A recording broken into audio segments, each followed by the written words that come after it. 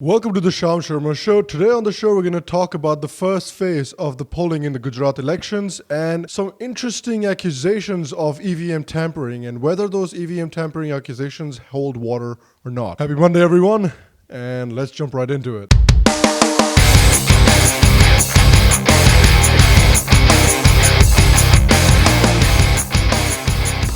Hello, and welcome to a brand new edition of the Shyam Sharma Show. Thank you for watching. Thank you for joining me. I appreciate you. Now, if my voice sounds more hoarse than usual, and if I sound more sluggish than usual, it's because I just watched another mediocre game from Arsenal where one week they beat a team 6-0 and the other week they draw 1-1 to a team that they really should be beating. But that's the life of an Arsenal fan.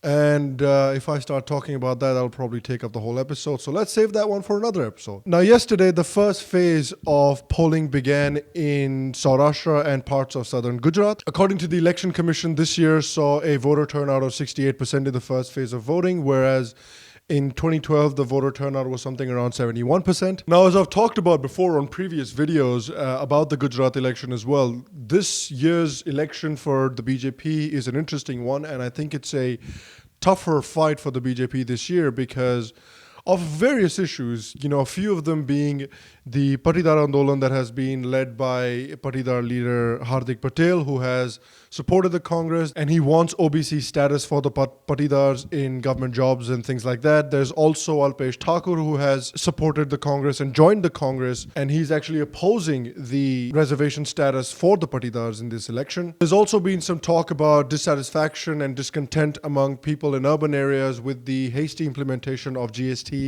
and demonetization in the state. So it is going to be an interesting election. It's going to be, of course, an election which is going to have important ripple effects all the way up to the 2019 general elections because Gujarat is a very important state, if not anything else, just symbolically as well. Of course, being Narendra Modi's home state. Now, there are some interesting stories during the election as well, where there was apparently a 106-year-old woman who had witnessed the Dandi March who came out and voted in this election. There was also another 115-year-old who had come out and voted in yesterday's phase as well. I don't know what they're eating in Gujarat, but it seems to be working. Now, there's been some interesting news like that, but there's been some controversial news that recently broke as well because there's a senior Congress leader from Gujarat called Arjun Modwadia who actually came out and who's contesting from the Porbandar area and who came out and he said that when he went to vote and he had seen reports of the EVMs actually not working properly and that the EVMs in his area, the electronic voting machines in his area had actually been hacked. He said that some of the EVMs in his polling area were actually connecting to mobile phones via Bluetooth. Now, as soon as that whole news broke about Mr. Modwadia saying that the EVMs had been tampered and the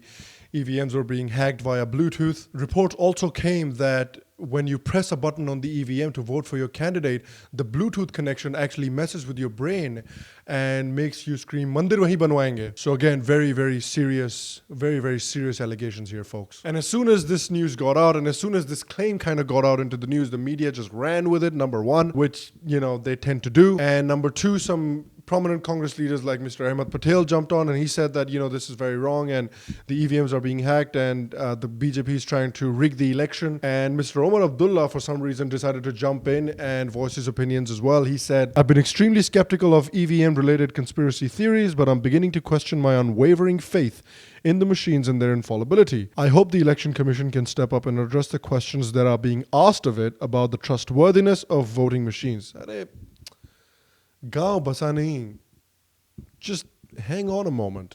The news just broke and you're already bent on creating panic about this mass rigging of elections, which we don't even know if that's happening. So the Election Commission conducted an inquiry, and after the inquiry, they actually found that it was not the EVM machine that was being hacked via Bluetooth. What was being picked up was actually another polling agent's mobile phone. The Election Commission said that the EVMs don't have any receptors or wiring to facilitate Bluetooth connections. He said any device can be called as eco. This is the eco device that Mr. Modwadia said that he picked up and he believed that that was the EVM. But it came out later that there was a device named Eco 105, which was not an EVM, but it actually turned out to be another polling agent's mobile phone. So with that, there's obviously been a lot of talk about what is an EVM and can an EVM be hacked and stuff like that. So let's look into that a little bit. What is an EVM? So EVM is, of course, course, an electronic voting machine that has been used in India for the past few years for conducting elections.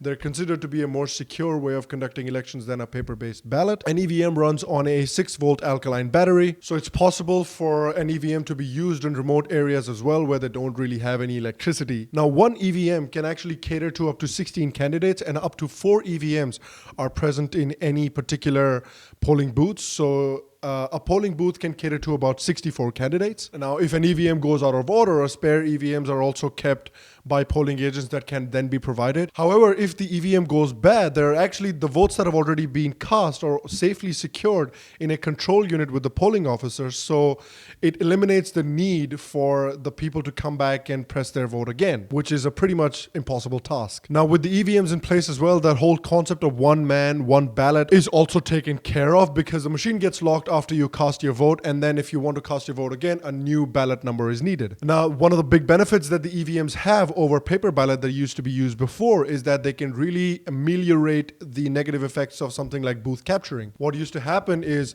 I grew up in Bihar, where when I was growing up during election season, we would always see that on election day there were goons that were sent by Lalu Yadav who would capture booths and then who would cast a whole bunch of votes for the RJD. Now, these machines can only register about 5 votes per minute, so it really takes care of that whole issue of booth capturing and then putting a whole bunch of votes for one party, because it's very hard to do with an EVM. Now, this issue isn't new. This issue has been raised before as well.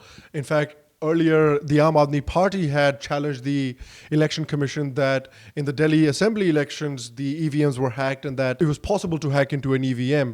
But the election commission actually came out and they said that they'd actually produced a lookalike gadget with, inside parts already replaced with parts that could easily be hacked.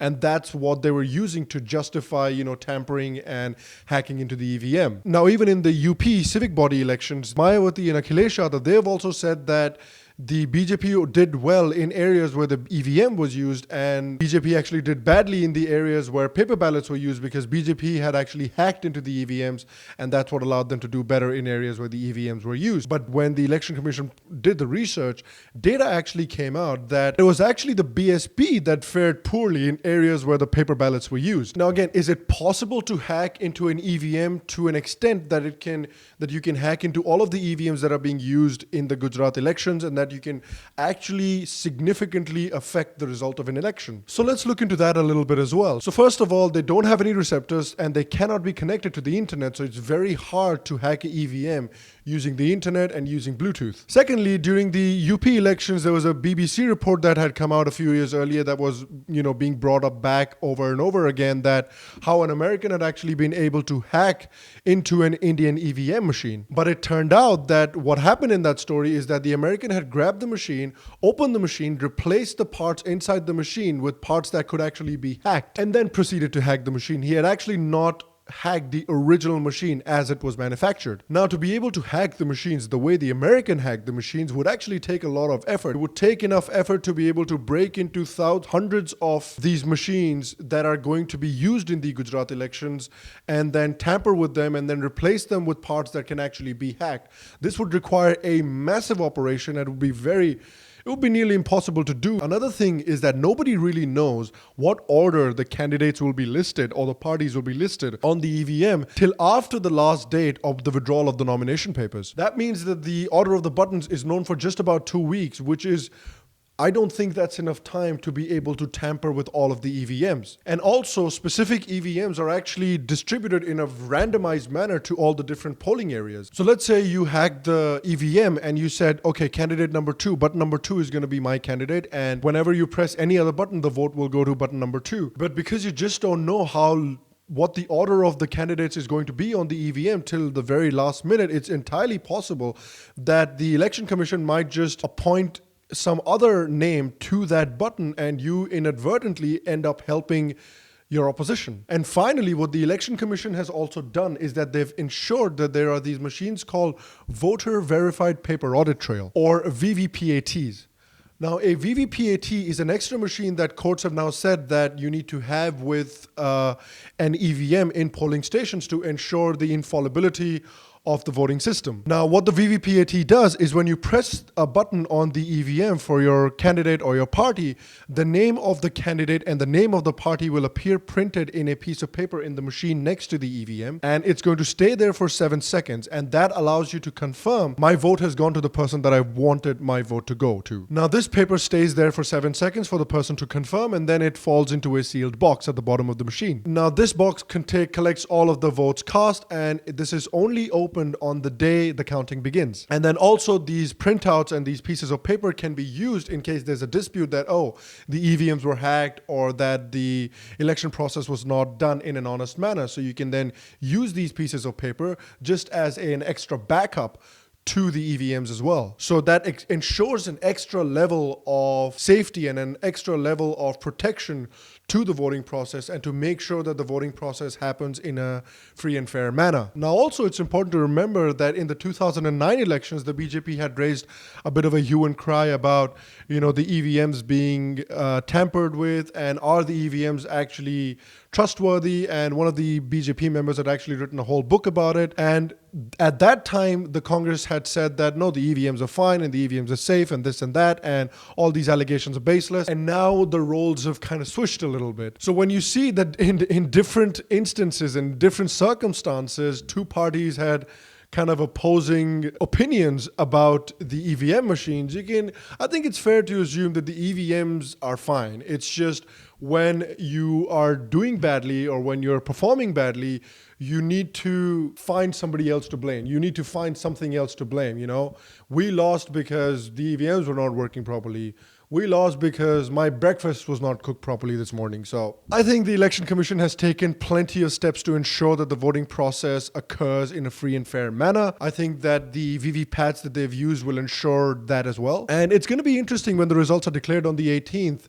Because again, like I said, this is an important election, and I think this is going to be a close election. It might or might not be the case. But whatever happens, I'm really looking forward to covering the elections and the outcome of the elections on the December 18th as well. And I'll break down how the elections went, and I'll break down everything about the elections as well on that day. So make sure you're subscribed to the show, and make sure little notification bells are on as well. So if you want to know about the election, I'll upload the video, bell's gonna ring, you can come and check it out. All right, and that's the show today. I just wanted to cover this whole Gujarat story and this whole EVM tampering story. Again, thank you very much for watching today's show. I really appreciate you. Thank you to all the new subscribers, and thank you for people who are commenting and who are getting involved with the show as well.